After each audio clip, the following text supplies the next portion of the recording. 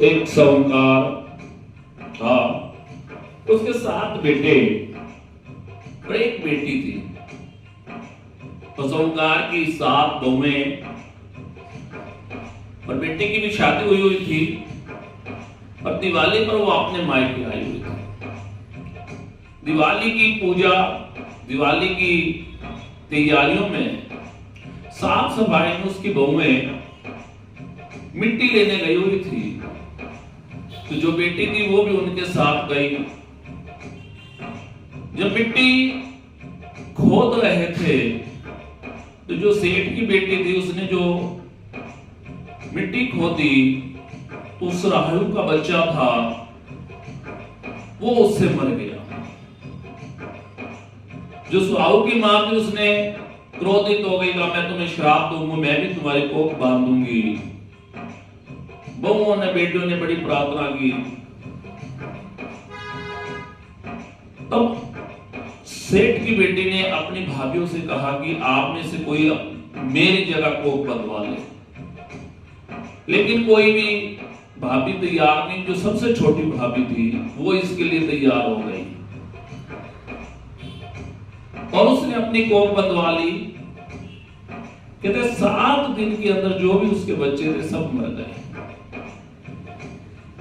पंडित को बुलाया गया, पता लगाया गया तो पंडित जी ने बताया कि तुम्हें उस साहू की माता का श्राप लगा है। तुम सुरही गाय की शरण में जाओ। वो सुरही माता की सेवा करती है और चुपके से झाड़ू पोछा लगाती है। एक दिन सुरही माता ने देखा, गाय ने देखा, पूछा तो उसने बताया कि इस तरह मैंने मिट्टी लेने गई थी। तो कहते मैं तुम्हारी मदद करूंगी, मैं तुम्हारी सेवा से प्रसन्न हूं। वो साहू की माता के पास उसको लेकर जा रही है। वो एक जगह रुके। सेठ की बेटी ने क्या देखा कि एक सांप हंसनी के बच्चों को मारने को दौड़ा है।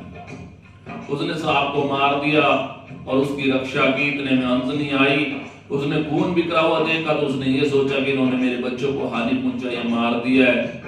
वो क्रोधित होने लगी। तब सेठ की बेटी ने कहा हमने मारा नहीं, हमने तो बल्कि इसकी रक्षा की है। वो खुश हो गई और उसे अपने ऊपर बिठाकर सुरही गाय और उसकी, यानी जो सेठ की बेटी थी, उसको साहू की माता के पास ले गए।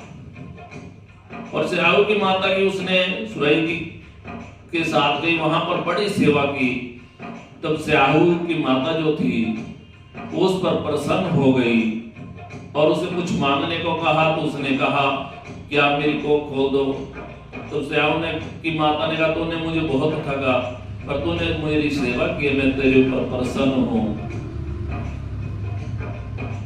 और इस प्रकार कोख खुल गई और उसके बच्चों का सुख पाया। अनहोनी को जो होनी कर दे,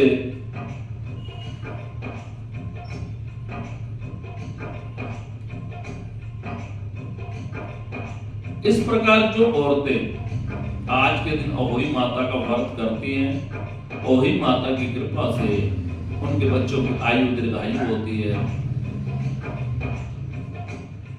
बोलो अहोई माता की जय।